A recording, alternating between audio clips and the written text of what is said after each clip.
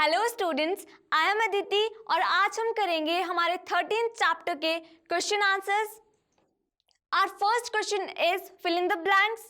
Artificial magnets are made in different shapes. Artificial magnets की different shapes कौन कौन सी थी? U shape, rod shape and horseshoe shape.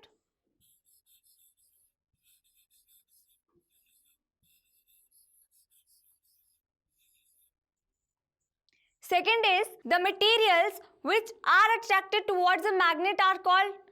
जो material magnet की तरफ अट्रैक्ट होते हैं उन मटेरियल्स को हम क्या कहते हैं? Magnetic materials.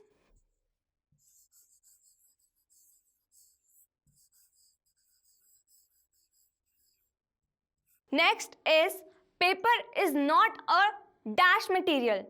Paper is not a magnetic material. क्यों? क्योंकि वो मैग्नेट की तरफ अट्रैक्ट नहीं होता, इसीलिए paper is not a magnetic material. Next is in older days sailors used to find direction by suspending a piece of bar magnet, क्योंकि तब कंपास नहीं होते थे।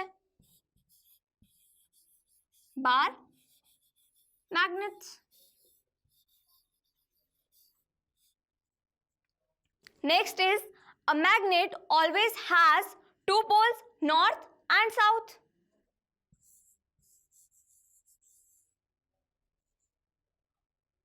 Our next question is true or false. First is a cylindrical magnet has only one pole. आपका कोई भी magnet है, चाहे वो किसी भी शेप का है, हर मैग्नेट के दो पोल्स होते हैं, नॉर्थ एंड साउथ, तो ये false.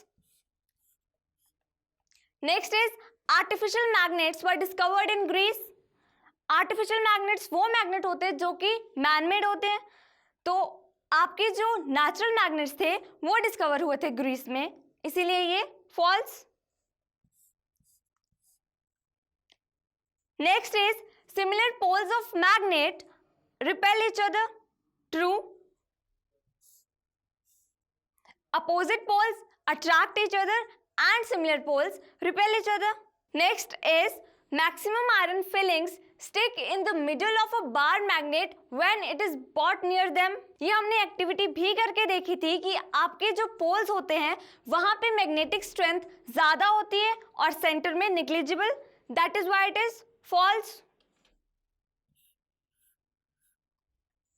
Next is bar magnet always point towards north south direction.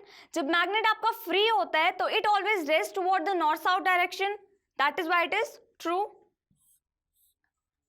Next is a compass can be used to find east west direction at any place. True.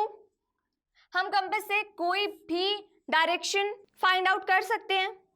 Next is rubber is a magnetic material, लेकिन हमने तो rubber example किया था insulator का, it is a non magnetic material, तो ये false होगा।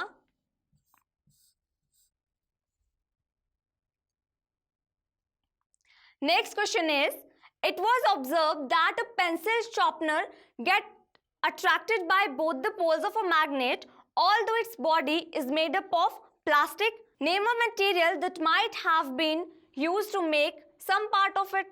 आपका जो शार्पनर होता है उसकी बॉडी तो प्लास्टिक की बनी होती है, लेकिन जो ब्लेड्स होते हैं वो बने होते हैं आयरन के, इसीलिए मैग्नेट की तरफ वो अट्रैक्ट होता है। Next is column 1 shows different position in which one pole of the magnet is placed near that of the other.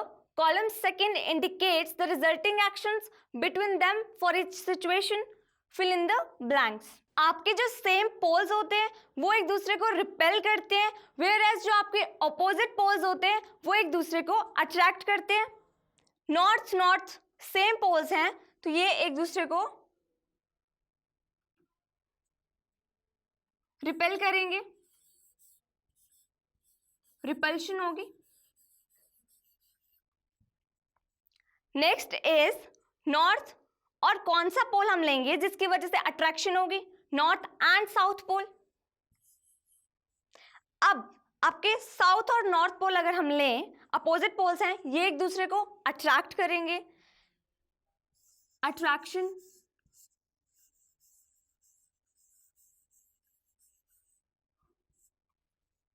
आप साउथ के साथ कौन सा पोल लें कि रिपल्शन हो? साउथ के साथ साउथ ही पोल लेंगे, क्यों? क्योंकि same poles repel each other.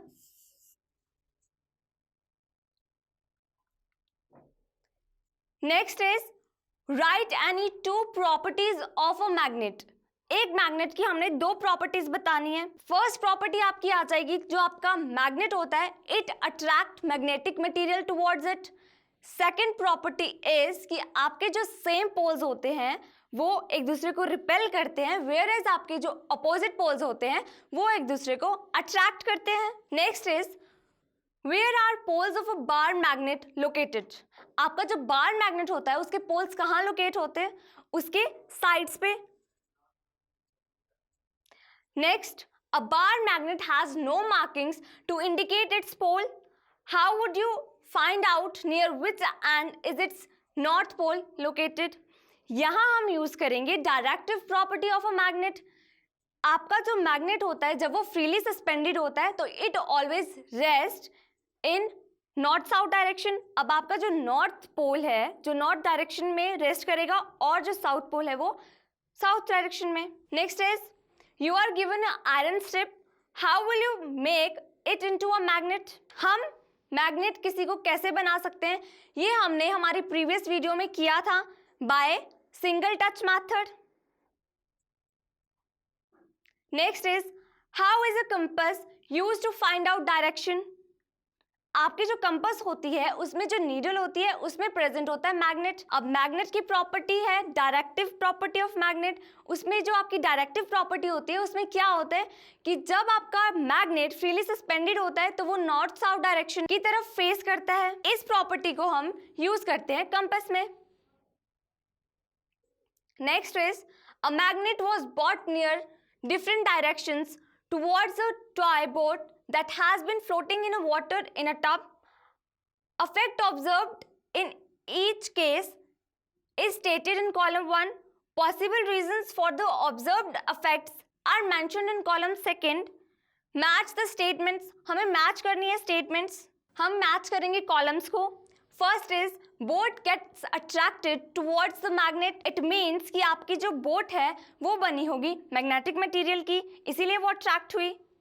So boat is made up of magnetic material. Second is boat is not affected by the magnet. Boat को कोई फर्क नहीं पड़ा मैग्नेट का। It means boat is made up of non magnetic material.